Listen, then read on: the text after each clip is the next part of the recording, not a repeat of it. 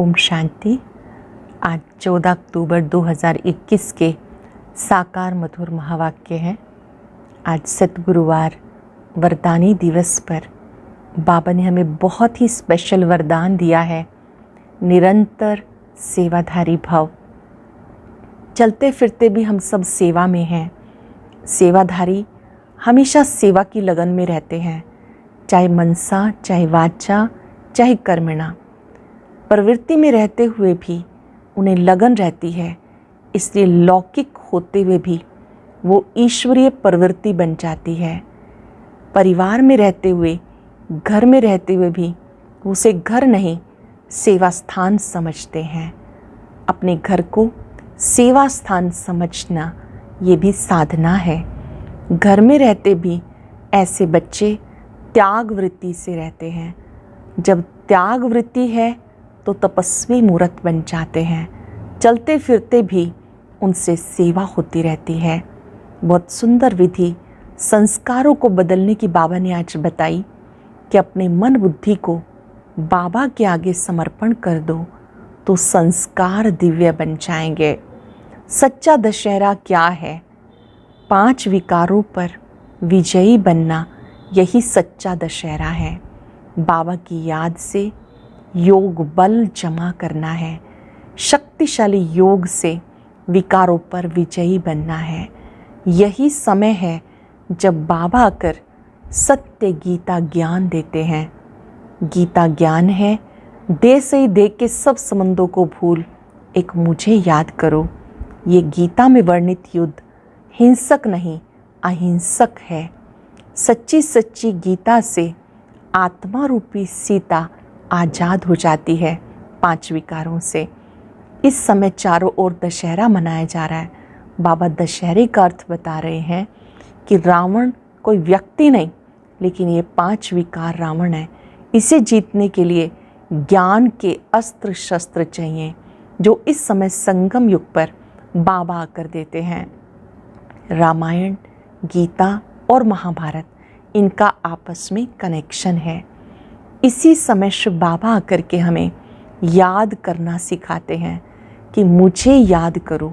अगर आप याद करेंगे तो विकारों पर विजयी बनेंगे।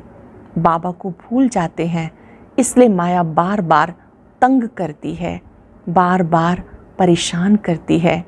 देही अभिमानी बनने की मेहनत संगम पर हम सब करते हैं। ब्रह्मा बाबा को लक्ष्मी नारायण का चित्र देखकर बहुत नशा चढ़ता था। बाबा कहते बच्चों को भी यह नशा रहना चाहिए कि हम ऐसा लक्ष्मी नारायण जैसा बन रहे हैं, बाबा से वर्षा ले रहे हैं। नशा क्यों नहीं रहता? क्योंकि बाबा को याद नहीं करते। स्वीट होम, स्वीट राजधानी याद रहनी चाहिए। कभी तो बच्चों को सेवा का बहुत उमंग रहता है, कभी ठंडे हो जाते हैं, कभी कभी कोई भूले भी हो जाती हैं।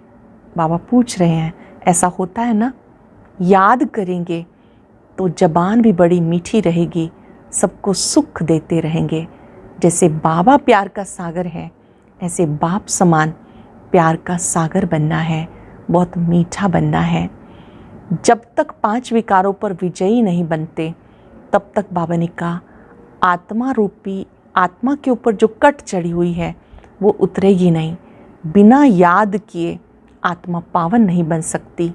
जन्म जन्मांतर की कट उतारने का साधन बाबा की याद है, योग बल है। आज योग बल जमा करेंगे, चलते फिरते याद करेंगे, मैं निरंतर सेवाधारी हूँ।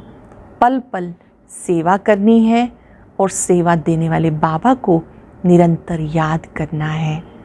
अब सुनते हैं मुरली विस्तार से। बाबा कहते हैं, मीठे बच्चे, योग बल से विकारों रूपी रावण पर विजय प्राप्त कर सच्चा सच्चा दशहरा मनाओ। योग बल से विकारों रूपी रावण पर विजय प्राप्त कर सच्चा सच्चा दशहरा मनाओ। क्वेश्चन है, रामायण और महाभारत का आपस में क्या कनेक्शन है? दशहरा किस बात को सिद्ध करता है? दशहरा होना माना रावण खत्म होना और सीताओं को छुटकारा मिलना, लेकिन दशहरा मनाने से तो रावण से छुटकारा मिलता नहीं। जब महाभारत होता है तब सब सीताओं को छुटकारा मिलता। महाभारत लड़ाई से रावण राज्य खत्म होता है। तो रामायण, महाभारत और गीता का आपस में बहुत गहरा कनेक्शन है। गीत है, महफिल में जल उठी क्षमा। ओम शांति। बाप फरमाते हैं, तुम हो ब्राह्मण संप्रदाय, तुम्हें अब दैवी संप्रदाय नहीं कह सकते। तुम अब हो ब्राह्मण संप्रदाय, पीछे दैवी संप्रदाय बनने वाले हो। ये जो रामायण है, आज दशहरे पर जैसे इसका रामायण पूरा होने वाला है, परंतु पूरा होता नहीं। अगर रावण मरता है तो रामायण की कथा पूरी होनी चाहिए, परंतु होती नहीं। छुटकारा होता है महाभारत से। अब ये भी समझने की बातें हैं, रामायण क्या है, महाभारत क्या है। दुनिया तो इन बातों को जानती नहीं। रामायण और महाभारत दोनों का कनेक्शन है।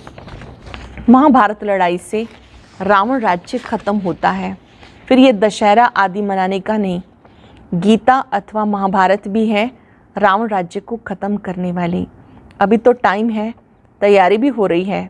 वो है हिंसक, तुम्हारी है अहिंसक। तुम्हारी है गीता, तुम गीता का ज्ञान सुनाते हो। उससे क्या होना है? रावण राज्य खलास होना है। वो भले रावण को मारते हैं, परंतु राम राज्य तो होता नहीं। अब रामायण और महाभारत है ना, तो महाभारत है रावण को खलास करने के लिए। ये बड़ी गुह्य समझने की बातें हैं, इसमें विशाल बुद्धि चाहिए। बाबा समझाते, महाभारत लड़ाई से रावण राज्य खत्म होता है। ऐसे नहीं कि सिर्फ रावण को मारने से रावण राज्य खत्म हो जाता है, उसके लिए तो संगम चाहिए। अब संगम है। अब तुम तैयारी कर रहे हो रावण पर विजय पाने की। इसमें ज्ञान के अस्त्र शस्त्र चाहिए, वो नहीं है। जैसे दिखाते हैं रावण और राम की युद्ध हुई, ये शास्त्र सब है भक्ति मार्ग के। अब तुम रावण राज्य पर विजय पाते हो योग बल से। ये हो गई गुप्त बात। 5 विकारों रूपी रावण पर तुम्हारी विजय होती है। किससे होती है? गीता से। बाबा तुम्हें गीता ज्ञान सुना रहे हैं। भागवत तो है नहीं, भागवत में दिखाते हैं श्री कृष्ण चरित्र। श्री कृष्ण के चरित्र तो कुछ है नहीं। तुम जानते हो जब विनाश होगा, महाभारी लड़ाई लगेगी, उनसे रावण राज्य खत्म हो जाएगा। सीढ़ी में भी दिखाया, जब से रावण राज शुरू हुआ तब से भक्ति मार्ग हुआ। ये तुम ही जानते हो। गीता का कनेक्शन महाभारत लड़ाई से है। तुम गीता सुनकर राज्य पाते हो, लड़ाई लगती है सफाई के लिए। बाकी भागवत में चरित्र आदि फालतू हैं। शिव पुराण में कुछ भी नहीं है, नहीं तो गीता का नाम होना चाहिए शिव पुराण। शिव बाबा बैठ ज्ञान देते हैं। सबसे ऊंची है गीता। गीता सब शास्त्रों से छोटी है और सब पुस्तक बहुत बड़े बड़े बनाए। मनुष्यों की जीवन कहानी भी बहुत बड़ी बड़ी बनाई। नेहरू जी ने शरीर छोड़ा, उनके कितने बड़े वॉल्यूम बनाते।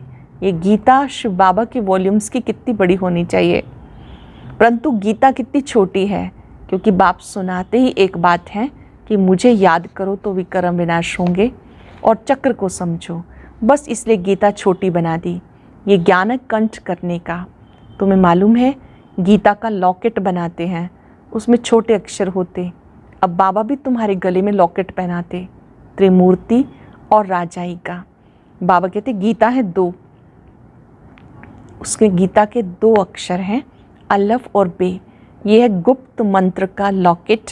मन मना भव, मुझे याद करो तो विक्रम विनाश होंगे। तुम्हारा काम है योग बल से विजय पाना, फिर तुम्हारे लिए सफाई भी चाहिए। बाबा समझाते, तुम्हारे योग बल से रावण राज्य का विनाश होना है। रावण राज्य कब शुरू हुआ ये भी नहीं जानते। ये ज्ञान बड़ा सहज है, सेकंड की बात है ना। 84 जन्मों की सीढ़ी में भी इतने इतने जन्म लिए, कितना सहज है। बाबा है ज्ञान सागर, ज्ञान सुनाते ही आते हैं।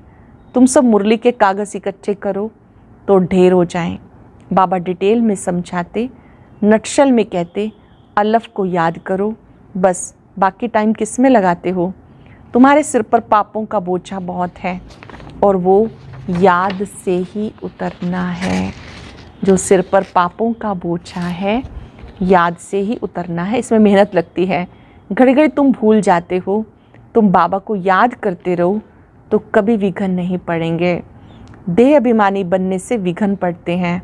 देह अभिमानी बनते हो अंत में, फिर आधा कल्प कुछ विघ्न नहीं पड़ता। ये कितनी गुह्य बातें हैं समझने की। शुरू से लेकर कितना सुनाते आए, फिर भी कहते हैं अल्लफ और बे को याद करो। बस झाड़ का है विस्तार, बीज तो छोटे से छोटा होता, झाड़ कितना बड़ा निकलता। आज दशहरा है ना।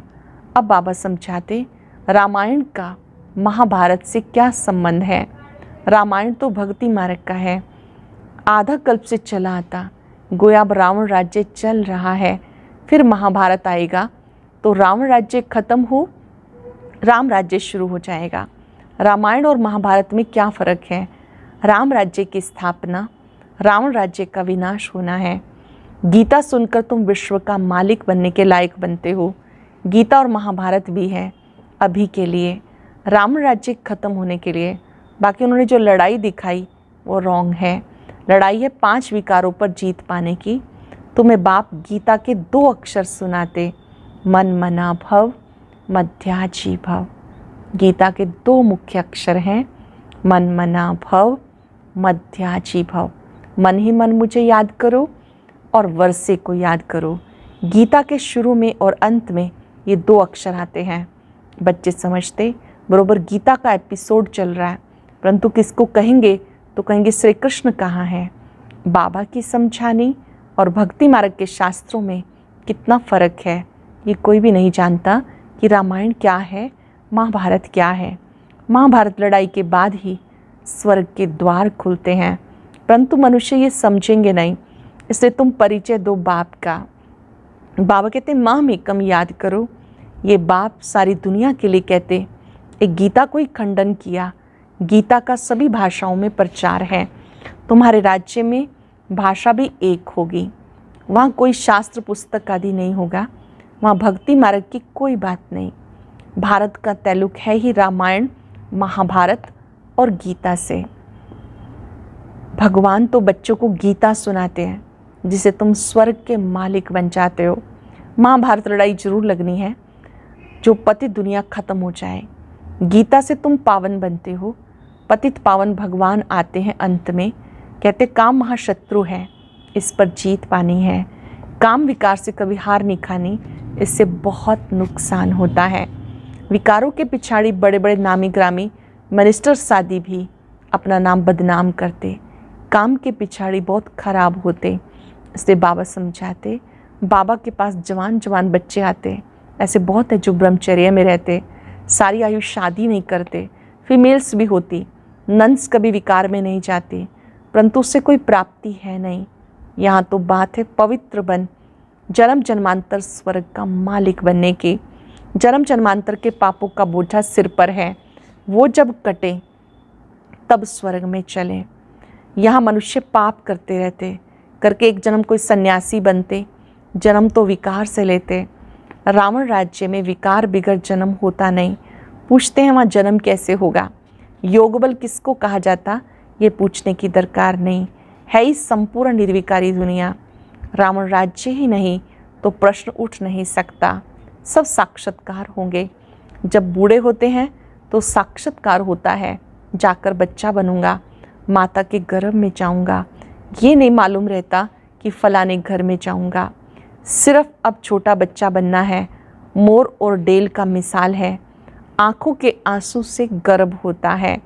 पपीते के झाड़ में भी एक मेल एक फीमेल का झाड़ होता, एक दो के बाजू में होने से फल देते हैं। ये भी वंडर है। जब जड़ चीज़ों में भी ऐसा है तो चैतन्य में सतयुग में क्या नहीं हो सकता। ये सब डिटेल आगे चलकर समझ में आ जाएगा। मुख्य बात है तुम बाप को याद कर, तमो प्रधान से सतो प्रधान बन वर्षा ले लो। फिर वहाँ की रस्म जो होगी सो देखेंगे। तुम योग बल से विश्व के मालिक बनते हो तो बच्चा क्यों नहीं पैदा हो सकता। ऐसे से प्रश्न बहुत पूछते हैं, फिर कोई बात में जवाब पूरा नहीं मिला तो गिर पड़ते हैं। थोड़ी बात पर संशय आ जाता। शास्त्रों में ऐसी कोई बातें हैं नहीं। शास्त्र है भक्ति मार्ग के। परम पिता परमात्मा आकर ब्राह्मण धर्म, सूर्यवंशी चंद्रवंशी धर्म की स्थापना करते हैं। ब्राह्मण है संगम युगी। बाबा को संगम युग पर आना होता है। पुकारते हैं पतित पावन आओ, उस तरफ वाले कहते हैं हे लिबरेटर, दुख से लिबरेट करो। दुख देता कौन है ये भी उनको मालूम नहीं। तुम जानते हो रावण राज्य खत्म होता है, तुम्हें बाबा राजयोग सिखाते हैं। जब पढ़ाई पूरी होती तब विनाश होता, जिसका नाम महाभारत रखा। महाभारत में रावण राज्य खत्म होता है। दशहरे में एक रावण को ख़त्म करते हैं, वो है हद की बातें, ये है बेहद की बातें। सारी दुनिया ख़त्म हो जाएगी तो इतनी छोटी छोटी बच्चियाँ नॉलेज कितनी बड़ी ले रही हैं। वह जिस्मानी नॉलेज जैसे घासलेट है, यह है सच्चा घी। तो रात दिन का फ़र्क है ना। रावण राज्य में तुम्हें घासलेट खाना पड़ता, आगे इतना सस्ता सच्चा घी मिलता था, फिर महंगा हो गया तो घासलेट खाना पड़ा, तेल खाना पड़ा। ये गैस बिजली आदि पहले कुछ नहीं था, थोड़े ही वर्षों में कितना फ़र्क पड़ा। अब तुम जानते हो सब खत्म होने वाला है। शिव बाबा हमें लक्ष्मी नारायण जैसा बनने के लिए पढ़ा रहे हैं। ये नशा इस बाबा को बहुत रहता, बच्चों को माया भुला देती। जब कहते हैं हम बाबा से वर्षा लेने आए हैं तो वो नशा क्यों नहीं चढ़ता। स्वीट होम, स्वीट राजधानी भूल जाती है। बाबा जानते जो जो हड्डी सर्विस करते हैं वही महाराज कुमार बनेंगे। जो जो हड्डी सेवा करते हैं वही महाराज कुमार बनेंगे। तुम्हें नशा क्यों नहीं रहता? क्योंकि याद में नहीं रहते, सर्विस में पूरा तत्पर नहीं रहते। कभी तो सर्विस में उछल पड़ते हैं, कभी ठंडे हो जाते हैं। कभी बहुत अच्छा उमंग रहता है, कभी ठंडे हो जाते हैं। हर एक अपने से पूछे, ऐसा होता है ना। कभी कभी भूले भी हो जाती हैं।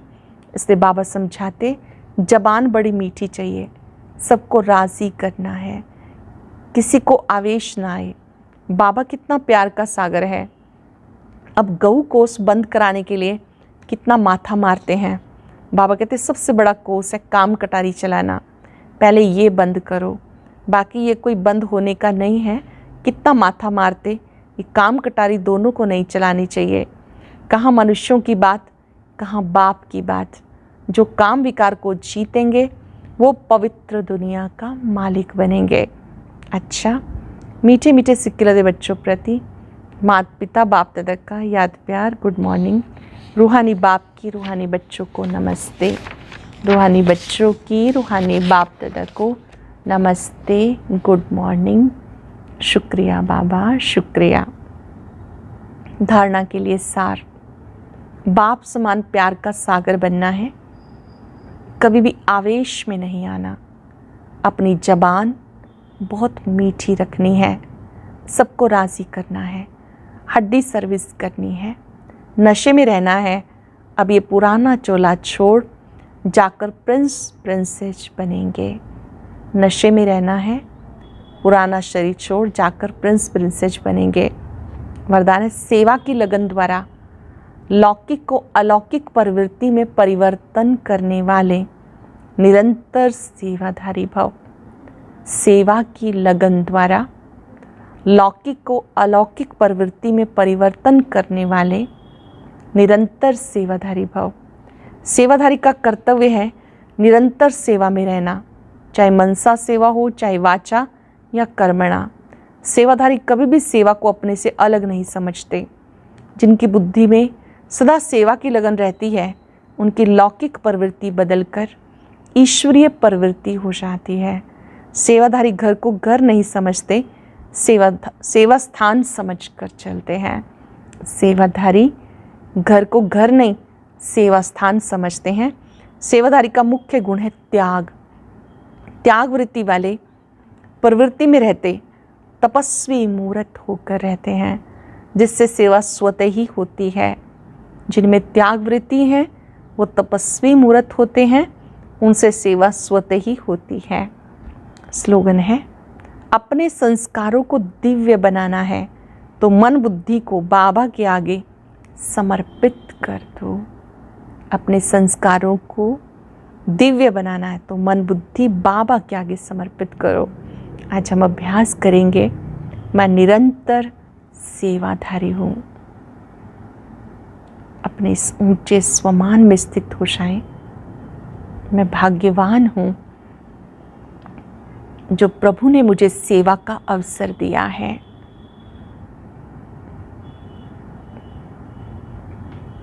सेवाधारी जहाँ भी रहते हैं सेवा स्थान समझकर रहते हैं।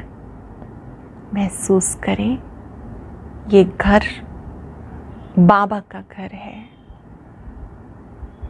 बाबा ने मुझे सेवा दी है। ये सेवा स्थान अनेक आत्माओं के कल्याण के लिए है। हर एक आत्मा बाबा की छत्र छाया में बाबा की याद में रहकर सदा प्रसन्न रहे।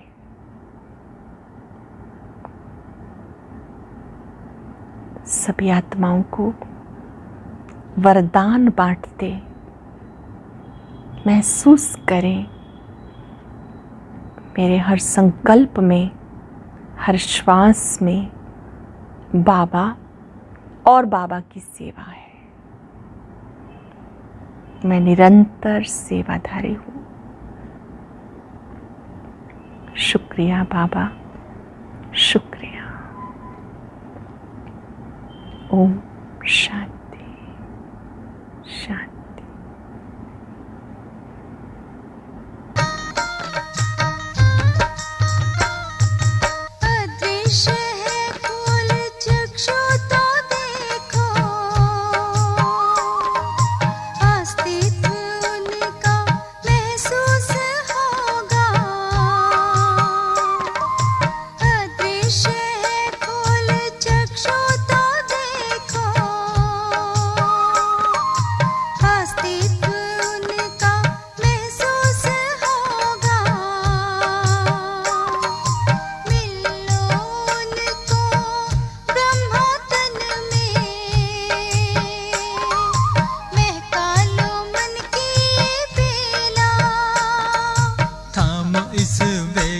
जगा लो विवेक, सारे जग का कर्णधार हो। मुरली की तान बज रही